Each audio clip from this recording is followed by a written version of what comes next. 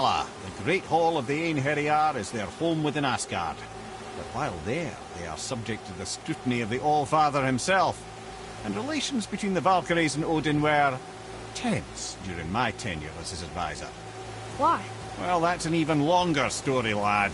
For now, why don't we look around for some clues?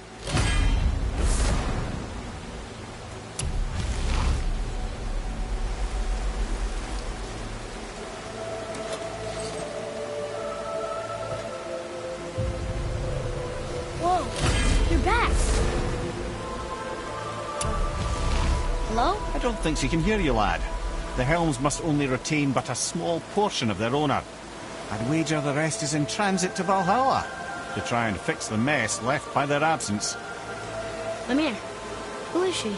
Gunnar, Mistress of War.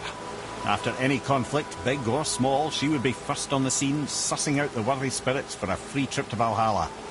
A gruesome task, but she took great pride in it. Any conflict? Impossible. It's true. She had help from her sisters, of course, but Gunnar was always first to arrive. Her judgment of the fallen was unparalleled, and an invaluable resource to Odin. She was one of his favourites.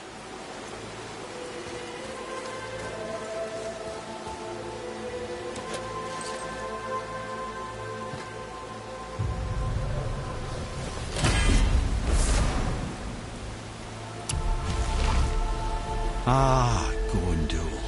Beautiful Gondul. And? Huh? That's it? Beautiful Gondul? No story or anything? Oh, sorry, lad. The sight of Gondul always took my breath away. Gondul had a silver tongue, a sharp wit, and struck a figure so stunning it literally drove men insane. Odin forbid her from setting foot in Midgard after a time, as insanity is not a welcome trait in Valhalla.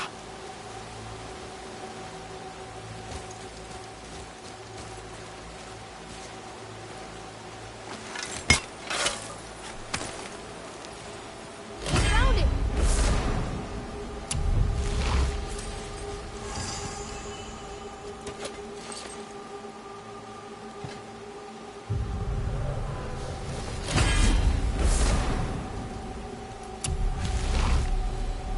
This is none other than Geirdrithul, the Master of Arms in Valhalla, responsible for arming and training Odin's Einherjar.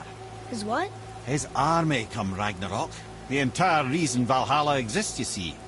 The Einherjar wait in the Great Hall endlessly, feasting, drinking, and fornicating themselves silly.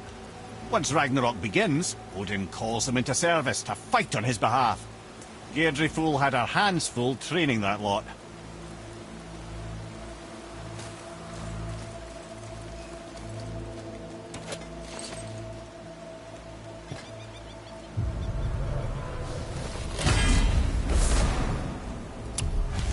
This, my friends, is Kara. Now, Valkyries are volatile by nature, but Kara, the lass is Wild Storm personified. A wild storm. Aye, calm and collected. Then the air would shift and the fury of her storm would unleash.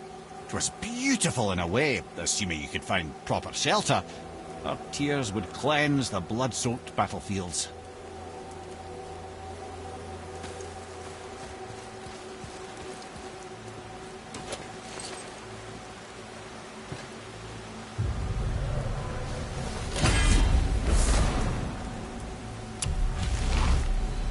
This is Rota, a chooser of the slain. I thought all the Valkyrie did that. Not exactly, lad. Although that is what they're most famous for, and by far their greatest responsibility. You've seen what happens to the dead without the judgment of the Valkyries. Hellwalkers. That's right. Rota, Gunnar, Skuld. Without them to clean up the aftermath of battle, hell overflows with souls meant for Valhalla. A sorry state of affairs. Rota must be beside herself.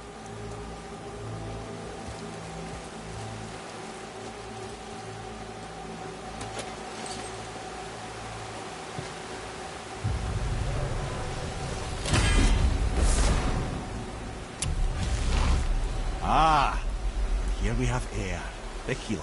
A Valkyrie healer? Strange. Eir was strange, as a matter of fact. Very quiet, very calm. Where her sisters were violent rapids, there was a gentle stream.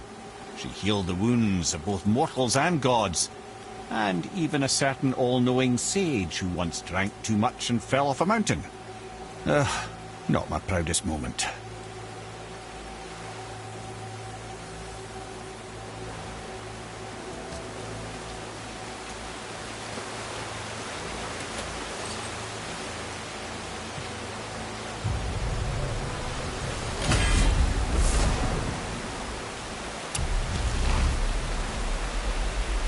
Well, well, Hilda, Mistress of Battle. She and Odin got on quite well, actually. Her and the other Valkyries, not so much. She would spend most of her time here in Midgard observing discord between the living, and sewing some up herself from time to time. She lived for conflict. Some say she was conflict personified. I wonder what will become of her now that she's free.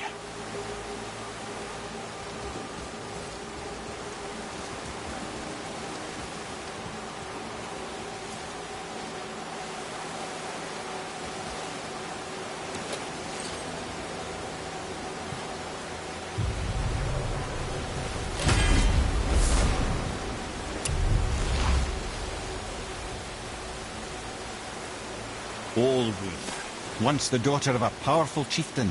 She fell defending him during a Reaver attack. Olrun was escorted to Valhalla, where she chose to devote her afterlife to the pursuit of knowledge above all else. Quite unusual behaviour amongst the constant drinking and feasting of her fellow Valhallian denizens. How'd she end up a Valkyrie? Odin. He saw a kindred spirit in Olrun's single-minded pursuit of knowledge. He appointed her as the Valkyrie's resident historian.